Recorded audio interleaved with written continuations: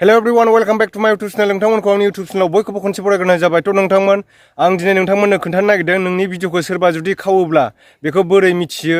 नोंथांमोन आं बेखौ देखायलांगासिनो दङ आरो बेजों लोगोसे नोंथांमोननि भिडिअखौ सोरबा जुदि खावोब्ला बेखौ कपिराइट स्ट्राइकबो हरनो हायो। खिन्थु कपिराइट स्ट्राइक हरनायखौ आं उनाव खोन्थागोन। बेयो गोबां गोलाव प्रसेस दङ। थ' बिदिब्ला नोंथांमोना मबाइलनि स्क्रिनाव फैदो। थ' बिदिब्ला नोंथांमोन जों दानिया फैदो गावनि मबाइलनि स्क्रिनाव। बेनिफ्राय क्रोम ब्राउजारखौ ओपन खालामनानै ला। क्रोम ब्राउजारखौ ओपन खालामखांनायनि उनाव नैबेथिं 3 डट्सआव 2 डेस्कटप साइज खालामनानै ला, मिथिबाय। ओमफ्राय नैबेहाय लिरबानो जाबाय youtube.com लिरदो।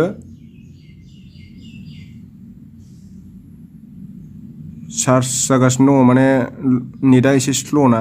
बेनिफ्राय बै नोंनि लग'आव थु आरोना, नैबे खनायाव बे लग'आव थुना हो। ओमफ्राय इउर चेनेलाव थुनानै नों कास्टमाइज खालामनांगोन। नैबे कास्टमाइज खालाम, मिथिबाय। चेनेलखौ कास्टमाइज खालामखांनायनि उनाव जागासिनो दङ। बेनिफ्राय नैबेयाव जुम खालामना होनि आङो।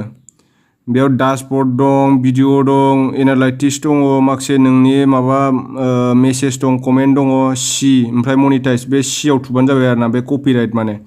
बेयाव नों आव थुबानो नोंनि भिडिअखौ सोर खावदों सब नुजाजोबगोन बेयाव इलाइटेनै। आंनि भिडिअखौ माला खावदों, खै थारिखआव खावदों, सब मोनजोबखायो नै। 2023 एप्रिल 2021 आव खावदों मोनसेया जाबाय डिसेम्बराव 6 थारिखआव खावदों। चेनेलनि नामखौबो मिथिखायो नै, सोर खावदों। बे अबे मोनसे खावदों, आं नोंसे भिडिअआव आरोना बेखौ खावदों बियो, जेक बर'। बिनि इउटुब चेनेल नामा जेक बर' आरोना। जेक बर'आ खावदों, 80% खावदों इयो। बेखौ कपिराइट होनोबा होनो हायो, खिन्थु कपिराइट होआ आङो।